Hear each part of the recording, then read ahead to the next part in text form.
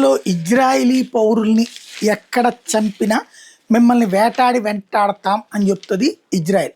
ఇప్పుడు అది ఒక చట్టాన్నే చేసేసింది, ఉరి తీయాలి అన్నటువంటిది.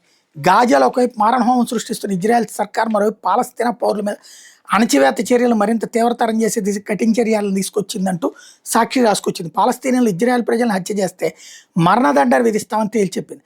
హత్య కేసులో దోషిగా తెలిస్తే చావుకు సిద్ధపడాల్సిందని వెల్లడించింది. మేరకు ఇజ్రాయెల్ పార్లమెంటు బిల్లుకు సోమవారం ఆమోద ముద్ర వేశారు. బిల్లుకు అనుకూలంగా 62, వ్యతిరేకంగా 48 ఓట్లు వచ్చినాయి. అంతకుముందు బిల్లు మీద దాదాపు 12 గంటల పాటు చర్చించారు.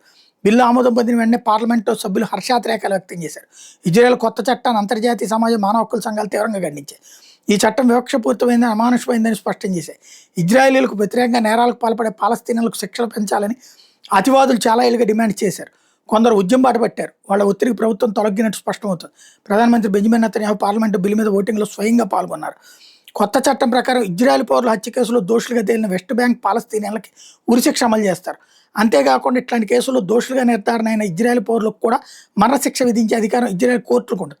అయితే మరణశిక్షను ఇజ్రాయెల్లోని పాలస్తీనా జాతీయులకే పరిమితం చేసి యూదు జాతీయులకు మినహాయింపు ఇచ్చేలా ఈ చట్టం ఉందని న్యాయ నిపుణులు చెబుతున్నారు. మొత్తానికి కేవలం పాలస్తీనాల శిక్షకు గురవుతారు.